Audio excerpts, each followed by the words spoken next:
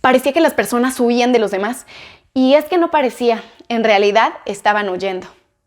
¿Te diste cuenta de que esto empezó a pasar cuando el tema del coronavirus se dio a conocer más? Yo también me dedico al doblaje de voz y hace poco estaba entrando en una empresa de doblaje en la que ya no se permitía saludar de mano, de beso ni de abrazo, pero en un momento tuve que pasar por un pasillo bastante reducido en el que me di cuenta que cuando las personas pasaban por ahí se pegaban lo más que podían a la pared para evitar a toda costa el contacto. Dentro de la comunicación no verbal existe un tema muy importante llamado proxémica, que es el nombre científico que se le da al estudio de las distancias que toman los individuos durante una interacción, y existen 4 tipos de distancias, que en un momento más los voy a explicar.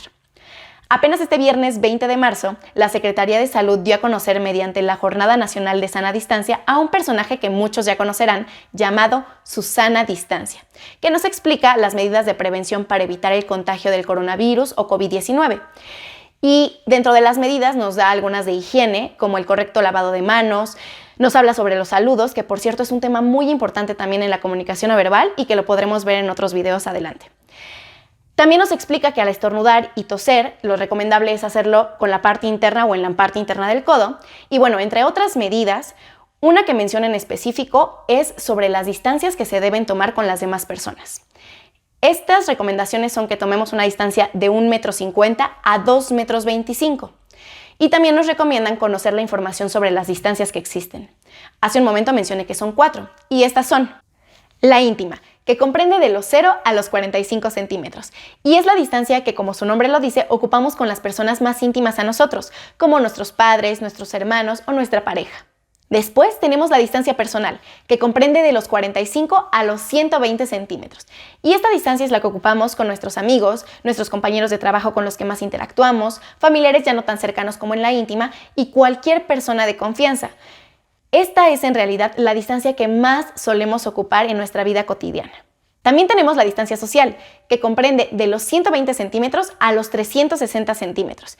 Y esta distancia es la que tomamos cuando no sentimos que las demás personas sean una amenaza, pero no necesariamente tenemos que interactuar con ellos.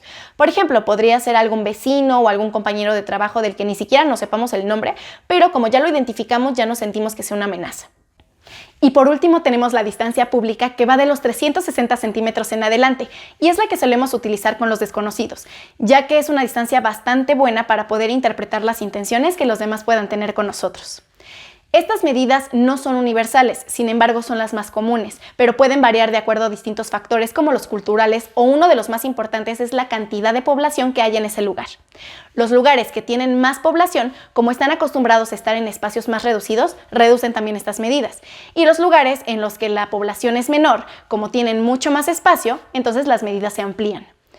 En Latinoamérica, la medida íntima se suele reducir entre un 5 a un 10%, y nosotros ya consideramos como una distancia pública a partir de los 2 metros. Más allá de los 2 metros sentimos que es mucho espacio, que estamos muy lejanos a las demás personas.